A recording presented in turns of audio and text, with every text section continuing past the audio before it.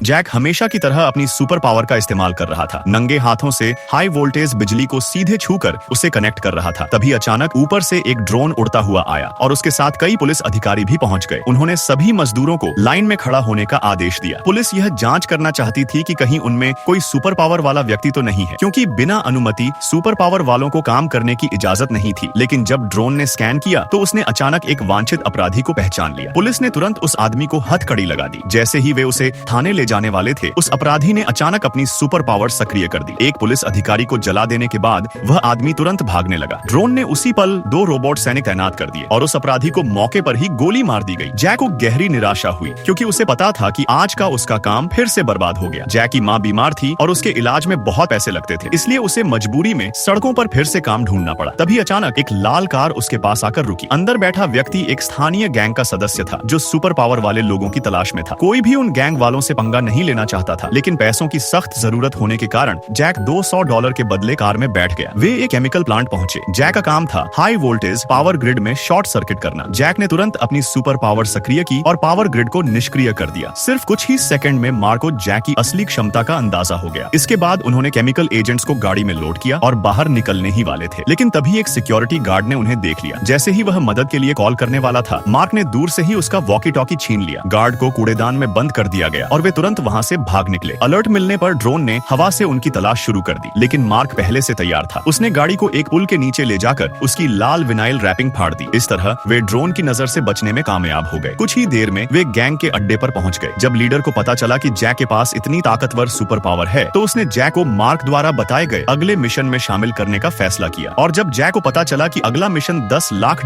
का है, तो उसने बिना हिचकिचाए हामी भर दी। भले ही यह काम जानलेवा था, लेकिन अपनी बीमार माँ के लिए उसके पास कोई और रास्ता नहीं था। मिशन को पूरी तरह सफल बनाने के लिए जैक को अपनी पूरी क्षमता जगाने के लिए ट्रेनिंग लेनी थी और कहानी यहीं से और भी रोमांचक होने वाली थी।